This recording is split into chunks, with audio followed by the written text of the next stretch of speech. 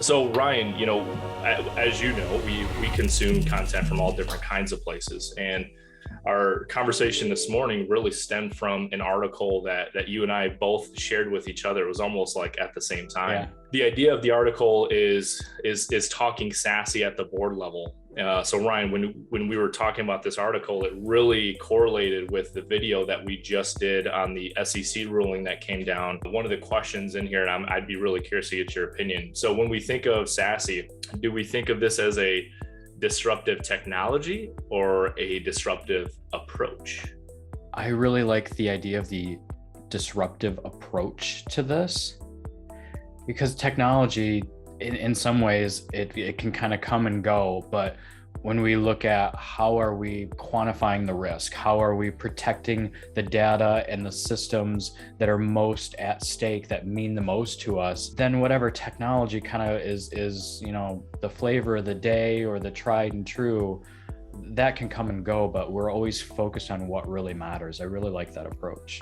There's a correlation on if you're going the traditional MPLS route and you're still doing everything security wise in addition to that, and then if you converge everything into a SASE type of model, there is a really good financial story to be told there. Growth enabler stuck out. That was mentioned in there, and I've thought about this as like when we're designing these solutions, we want to design them to be cost effective and efficient and secure. Can we slide in there like a competitive advantage? Like if our business model needs to scale quickly, it's going to be a competitive advantage for us to adopt a framework that allows us to grow and contract and be flexible and scale properly.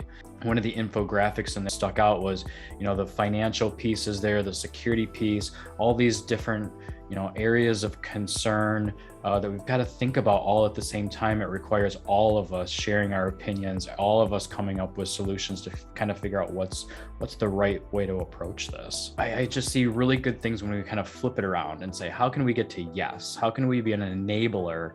And that's a huge part of this article, is helping us all understand, how do we position this as a value? How do we position this as a competitive advantage to our security and our networking strategy in order to advance whatever the business initiatives are. There's a visual that talks about single sign-on, MPLS, VPN, policy 1, 2, and 3, and all these different things, and how it converges into this model.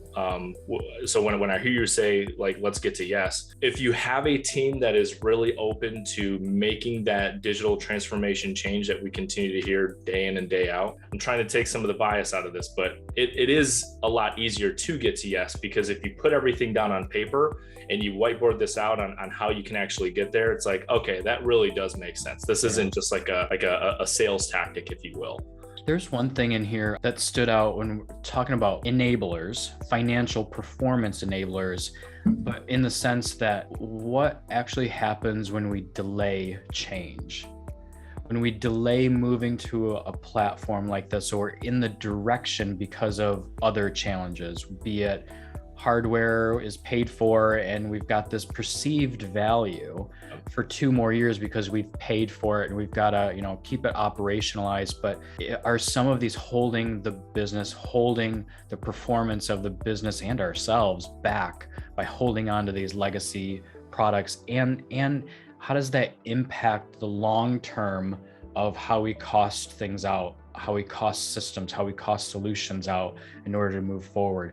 Sometimes delaying can actually cost us more too in the long run. If it's brought to the board level, it can be brought down to say, okay, we're going to combine not only the technology initiative, the security initiative, and the risk initiative, and we're going to bring this together to hopefully tell that story as to why we need to move forward versus just continuing to do what we're doing. So change is hard.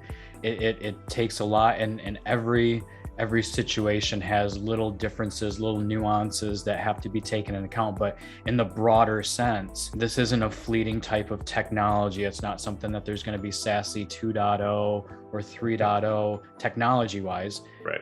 It's that methodology of looking, how do I ensure that I've got the best network and security solutions wherever my data is at?